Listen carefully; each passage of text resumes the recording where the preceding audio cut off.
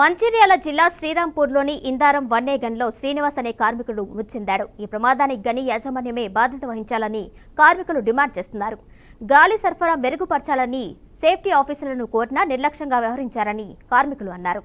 యాజమాన్యం తప్పులు కప్పుకుపోవడం, ఫిట్స్ వచ్చి చనిపోయాడని, గుండెపోటుతో చనిపోయాడని పొంతనలేని సమాధానాలు ఇస్తున్నారని మండిపడ్డారు.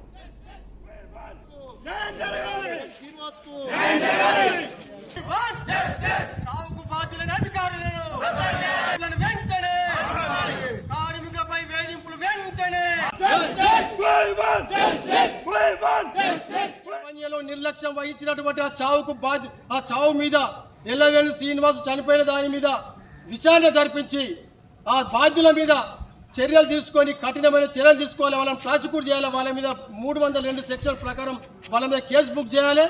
వాళ్ళందరూ ఇమ్మీడియట్ విధుల నుండి సస్పెండ్ చేయాలి. ఇప్పుడు అంతేకాకుండా ఆ యొక్క శ్రీనివాస్ ఏదైతే చనిపోయిందో దాన్ని గని ప్రమాదంగా రాయాలని చెప్పేసి మేము డిమాండ్ చేస్తున్నాం. ఐక్యవన్య కార్మికుల తరఫున హెచ్ఎంఎస్ డిమాండ్ చేస్తూ ఉన్నది.